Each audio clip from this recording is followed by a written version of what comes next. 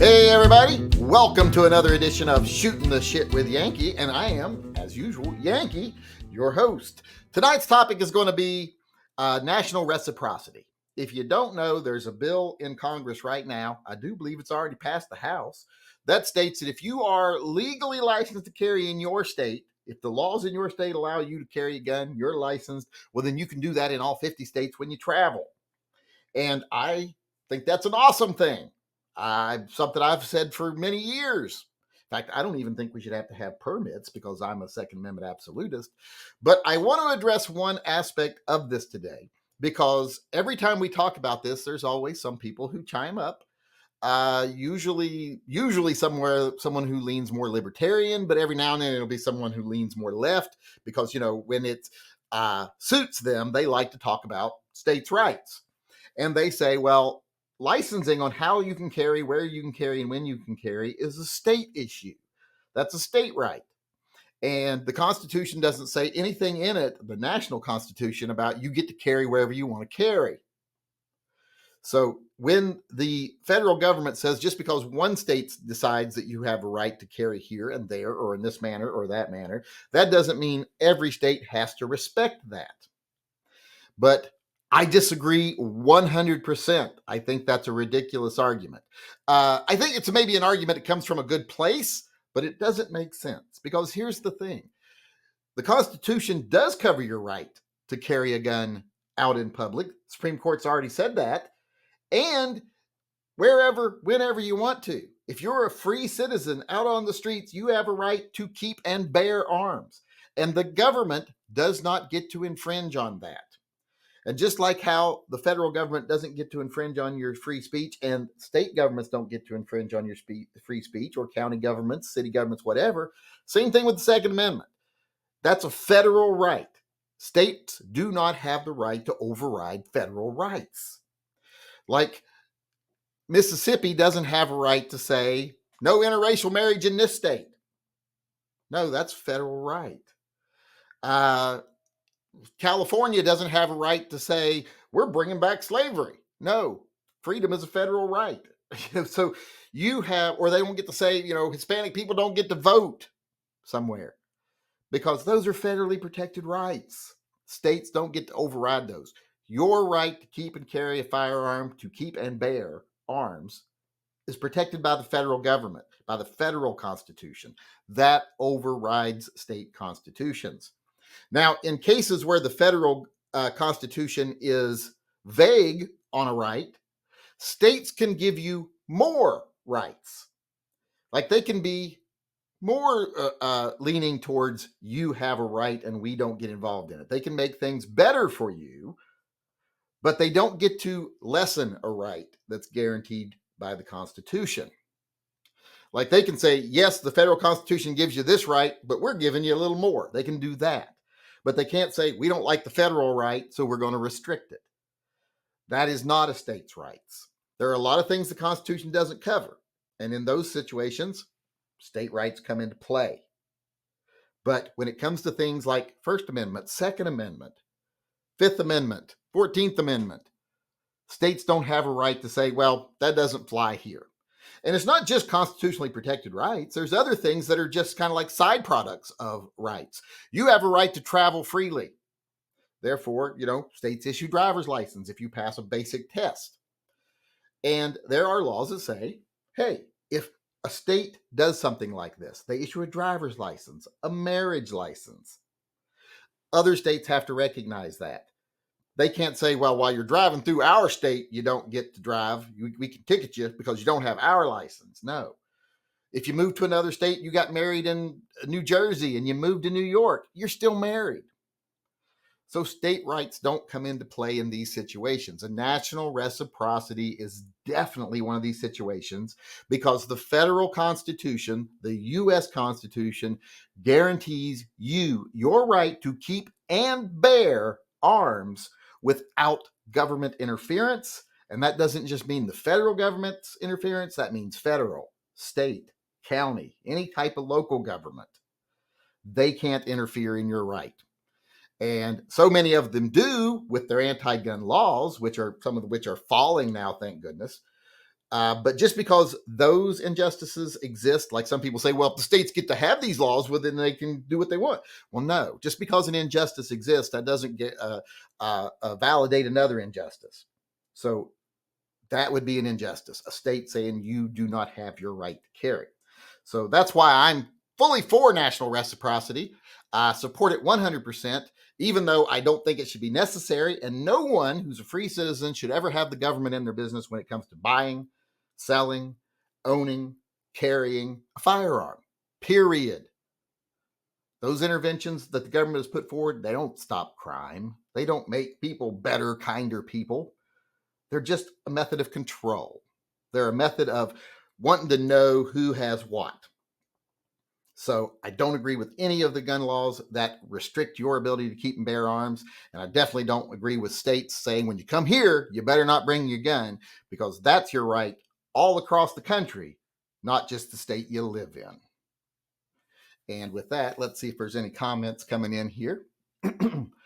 Mike White said, the states violate our rights, so it doesn't matter if national reciprocity violates states' rights.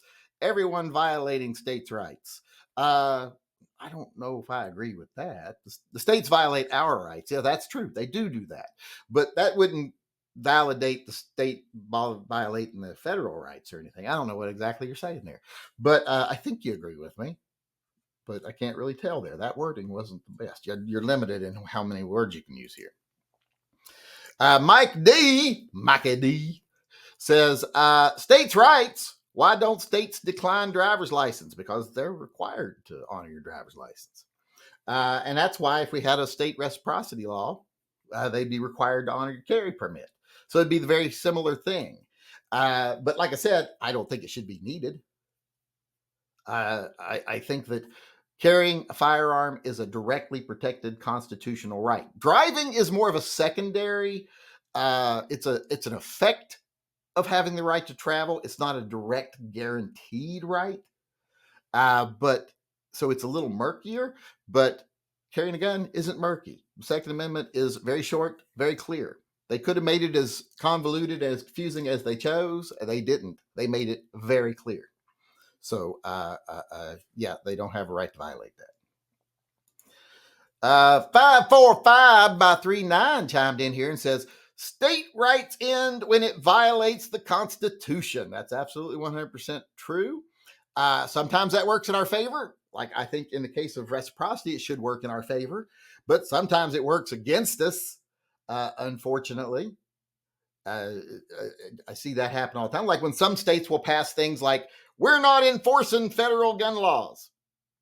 We don't do it here in this state. Well, that don't mean nothing, because if the feds decide to come get you in Texas ain't gonna do nothing about it. They're gonna let them come get you because the federal law overrides any law they pass that goes contrary to it. So that's all just political theater, and they know that. People fall for it all the time, thinking they're standing up for us. No, they're not. They know that there's nothing they can do. And yes, they do cooperate when they come. That's all crap. It's like I said, political theater. So sometimes it works against us, but in this case, it works for us. Mark Calkins says, I would think that Article 4, Section 1 of the Constitution would apply to honoring the license issued by another state. Well, you'd think, but that's not always the case. In fact, there's a lot of people who have gone out of their way in recent decades to make sure guns don't get a lot of protection, demonizing them, passing laws against them, etc. Even when they're declared unconstitutional, they'll try it again and with a little bit different verbiage. So it's not something we just have to accept and say, well, the Constitution covers it. No, sometimes you need backup from the Supreme Court and from other laws like this national reciprocity law until you can get your full constitutional rights. Things like this help. Ghost Shadow said, well, Washington State violates federal constitutional rights all the time. Yes, they do. The crooks in Olympia just don't care. No, they don't. Well, it's because they know that there's no consequences for violating people's constitutional rights with bad legislation. They don't get penalized for it, but they do get paid for it when they pass something that's, like when they pass an anti-gun law. They get money from lobbying groups like the Bloomberg Foundation and what's her face, Gabby Giffords, and all those people. They get big donations to their campaigns, which they then spend on whatever they want. So it's personal piggyback for politicians now, piggy bank for politicians. But there's no ramifications. Someone doesn't come put them in handcuffs and say, hey, you stripped people of their constitutional rights willingly, knowingly, because all your lawyers that work for you told you this was a violation of the Constitution, but you did it anyway for money. That's the way it should be. And it should be, you get a certain number of strikes, you're out of Congress. You don't get to serve in the government anymore because you don't understand the Constitution. Like if you vote for a bill that later turns out to be unconstitutional, you get a strike. You should have known that bill was unconstitutional. You got people telling you that. If you sponsor a bill and then vote for it that is found to be unconstitutional, 2 strikes. If you actually write a bill that is found to be unconstitutional, 3 strikes. And 3 strikes, you're out of the government, no pension, no nothing, no matter how long you've served. So, and you're not eligible for office again. So if there were consequences, they'd stop doing that. But right now, there's no consequences. They've made sure that they don't face consequences when they violate our rights. So that's why they do whatever they want, wherever the money comes from. They do whatever those people want. John Mandrick says that need to be better define open and concealed carry. That need to be. Is he saying that national reciprocity needs to be more defined to whether can you conceal carry in every state with a permit? I think that's the way it's actually written. That if you're able to conceal carry in your state, you can conceal carry everywhere. I don't think it actually covers open carry. I might be wrong. Don't quote me on that. I haven't read every bit of the legislation, but I'm a firm believer that I've always said people who hide their guns are the ones that seem like they got more to hide, like they got more nefarious intent. If I see someone open carrying a gun, I don't worry about that person at all, because I'm like, hey, that guy's showing me his cards. He ain't got nothing to hide. So I'm okay with it being concealed or open, wherever you go, the law not getting involved in it, the government not getting involved in it. Micah D said driver's license isn't a federal right. That's what I said. It's kind of a secondary issue. It's not exactly a constitutionally guaranteed right. It's just it's a side effect of your right to travel freely. So, like I said, it's not as cut and dry as the Second Amendment, and yet they still honor all those. Getting a lot of people chiming in tonight. John Baloney Jr., or Poloni, I think is how you pronounce it, or something like that, but it looks like John Baloney Jr. to me. I feel anything covered by the amendments up to at least the 14th Amendment should be a federal law, only with the state not having a say in it. Well, I don't think we stop at any amendment. If it's an amendment, women get to vote and stuff too. So I agree with that, but I would say just anything that's in the federal Constitution is overrides any kind of state will. Mr. Furley says states should not have the right to pick and choose which license they'll honor and the ones they will not. Blue states should not need a tutorial as to why. That's true. No state should have to be told that. And you could also say the same thing about like marriage licenses. If you're going to have that opinion, well, if someone gets gay married in California, well, if they move to Texas should have to honor that. I don't know if I would say Texas should have to perform. I don't think anyone should have to perform any type of wedding they don't want to perform. But I'm not saying Texas has to legalize it inside their state. But if someone gets married in a state where it's legal and then they move there, I think that license should be honored. Let's see here. What if your state don't require a permit? Said Mikey D again, chiming in here. Well, I think that the way the law is written, it says, and correct me once again if I'm wrong, if you meet the requirements of your state to carry a firearm in public, basically, then you're covered in every state. You're covered by your state's statute. If your state statute says you have to have this little blue card, well, then you have to have that little blue card. If your state says your birth certificate is your carry permit, well, then that's true in every other state. I think that's how it's written. At least that's how it used to be written. So if they didn't strip that from it in this version, it should still be there. But, time will tell. John Baloney Jr. chimed in again, said, I only said stop at the 14th because that's when states' rights become a thing, correct? I don't think that means no. I don't think that's true because the Constitution, in every case, overrides state constitutions. Uh, that whole just stating that everything else is the power of the states. That is includes everything, not just everything that happens after this is the power. No, that just meant everything is always power of the state. Other than the things that it states in the Constitution. I think I'm addressing your question there.